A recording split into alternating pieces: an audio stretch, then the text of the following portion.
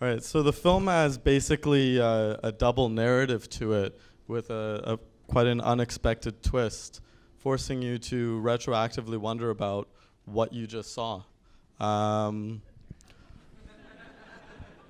I'm wondering, how did you come up with that double narrative, and what inspired you to use that mode of storytelling? That's a really good question. I think from the very start it was a two-world concept. Like we thought of it as that there would be the young Cadence and that there'd be the older Cadence world. So I think from the very get-go, we sort of thought that it would be it just sort of evolved. I think. At the start, it was more to do with the spiritual world. She was dead, and so the first half was her sort of having to come to terms with the fact that she's dead, and the girl that she was seeing was a ghost version of herself. And then in the second half, it just sort of evolved into it being reality, and that she was traumatized by these events that occurred. Yeah, that's great. Thanks for that answer.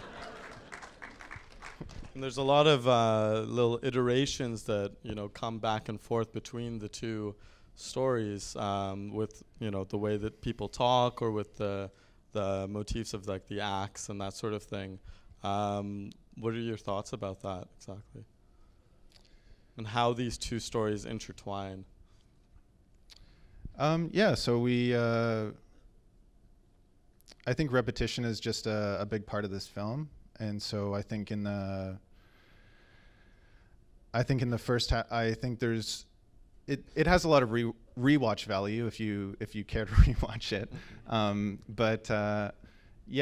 I think if you rewatch it, you'll find a lot of different things that you haven't picked up on, a lot of little points that have been placed there. Little details that you might miss the first time. Exactly, yeah. Yeah. Well, I hear that there's a number of cast and crew out in the audience that we'd love to bring up for the Q&A. Alex, maybe you can introduce them and bring them up. If any of the cast and crew want to come up, and I know that we have some here. Give them an applause. This was an amazing cast to work with. Maxine Chadburn, our star. Amanda Burke. David Kay. Sterling Bancroft, DP. Arun Fryer and Nick Ayerbe, producers. Mark Dolmont, sound. Peter, cinematography. Mark, father, and Ashley Bratkin, who is, and Selena Sieb, makeup.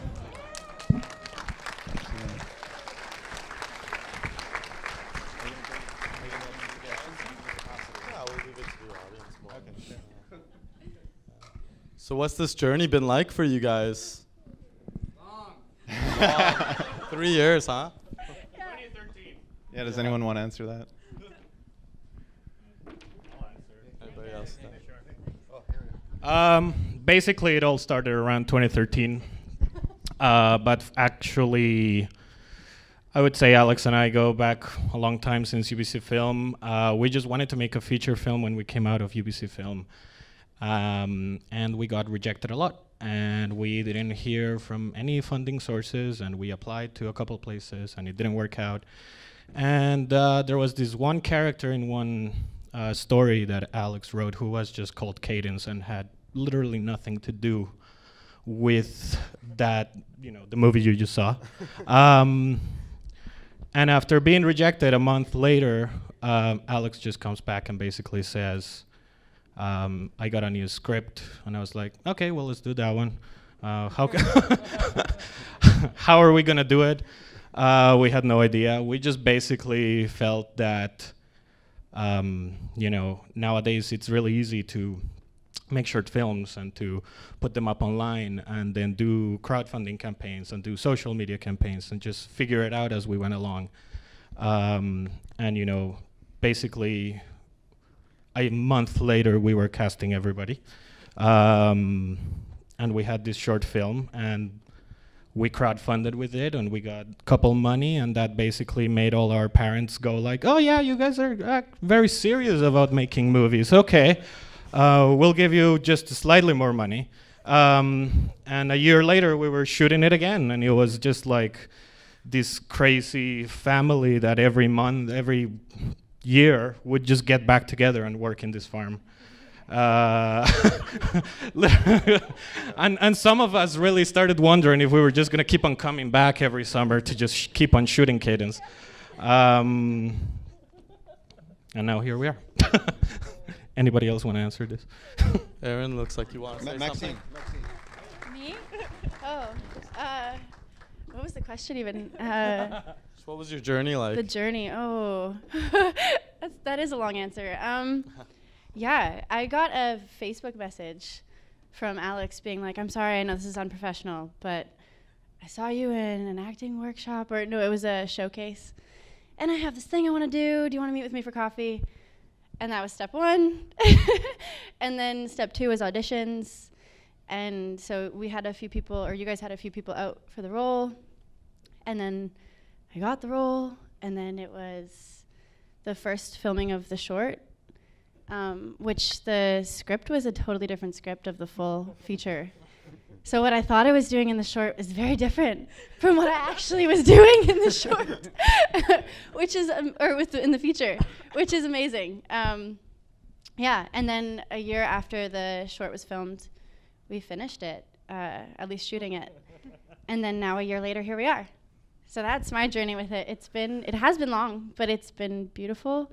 And all of the symbolism and the stuff that you're talking about, like the axe, and there's spiders, and there's different things that are kind of, they were in it from the very beginning. And I feel like those things never really got lost, and the meanings of them are still in there. And I think it is a rewatchable thing, especially from the inside, because I know how much thought and specificity went into all of these amazing details. So that's really beautiful. I just saw it for the first time ever, you guys. I just saw it for the first time ever. So all of the stuff is just hitting me right now, too. But yeah, that's the journey I think I felt. Yeah, I just want to add that like yeah.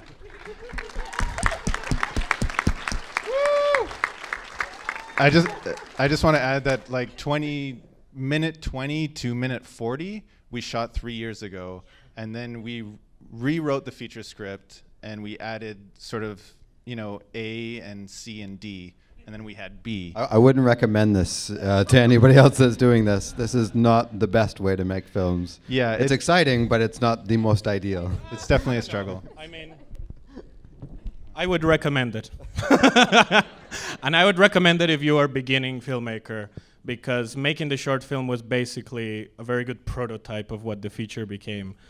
And sometimes when you are making films, you just need to be a huge family. You need to show up on set and see all these people that you've never met and handshake them and just be polite and get to know them.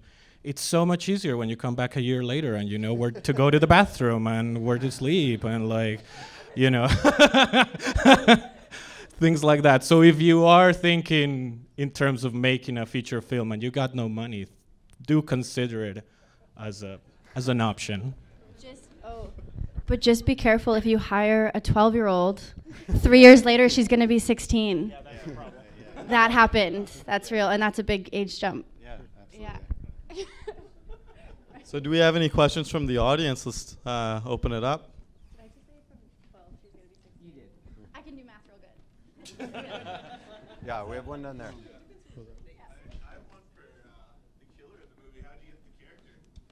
How did I get into character?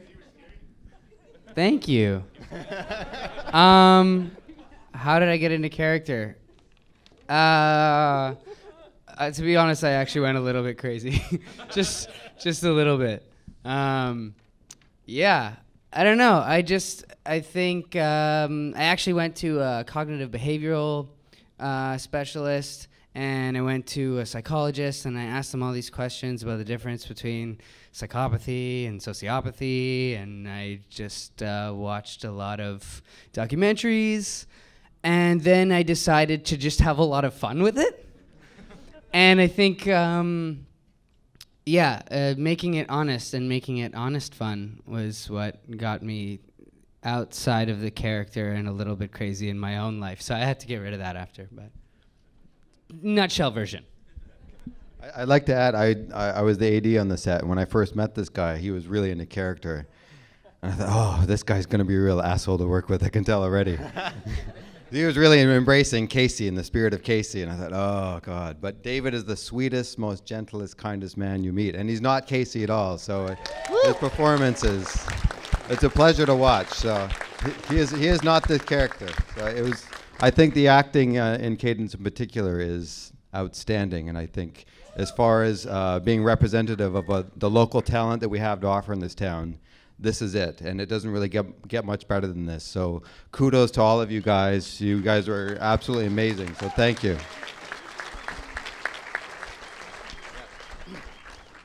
Hi, I have a very small part in this movie, so I feel like I can blow our horn without it sounding vain or bad or anything. I was only on set for a few days, but what I love about independent film is that the heart that goes into it. And it's just amazing because people are not complaining about food or anything. Everyone did as much as they could and came together as a team. And the heart that they showed, and when they're off set, and Maxine, focusing on the work. They're so tired. They've been down it for hours and hours and hours and still talking about character. What can we do more? It's amazing. And Arun, just making things run smoothly, and Nicholas and Alex put so much heart into this. He was so meticulous to the point where I think Arun was pulling his hair up. But look at what he got. I mean, it's just amazing to be able to involve in something like this where it's not about the money, but it's about making something as fantastic as we can. And I'm just privileged to be alongside these wonderful, wonderful actors. David.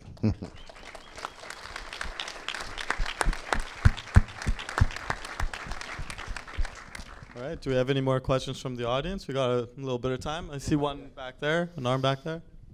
Mine is, I noticed that the music and the sound in the movie was, I know it's classic and thriller, the horrors, that it's powerful. But This in guy. this one, it was really almost like an extra character. And I wondered if that was something you thought of when you were writing the piece, or if it was something that evolved during the process. This guy. Hi. This is Mark Domont. He's our post-sound music wizard. He did everything. He is amazing. So, can I narrow down what was the end question there? These guys are really distracting. I'm sorry. Was the plan right from the beginning that the sound would be such a powerful character in the story, or was that part of the process that you guys discovered once you started making it? Well, I wasn't exactly there in the beginning, so I think it came around when Alex showed up on my doorstep and we started taking care of post. I mean, we did that 20-minute cut first, just to tease people and get the rest funded and all that. So just in that 20 minutes, which what did you say was from minute 20 to minute 40 was what we did first, and I mean, it just seemed clear that we had a lot to do. We had to establish, like, we've got suspect reality, we've got nightmare states, we've got in between, we've got reality, we've got her young self projecting her old self. There's a lot to be done, and it's like it almost felt a little like free reign for me. I mean, that's so open for sound. So I think for me, from the beginning, it was a matter of like how to make the scary part scary without going too trope and too stereotype, and because we're all tired of certain things, obviously. And luckily, because I was taking care of the score as well as audio post, I could just try and weave them together and make them one thing as much as possible. Make one feed the other, and I don't know. I mean, that's it. Yeah, Mark was terrific to work with. He I was. That's pretty good. He's, I think the one word that I could describe is he's intuitive. And you don't get that with a lot of sound designers. You have to come in and then you have to, I guess, sort of tell them what you want. But Mark he'll already be there. He'll know the story, and he'll already give you suggestions of what will work. And that was what's terrific about working with him. And the composition was incredible on this. I'm really, really happy with it. Yeah.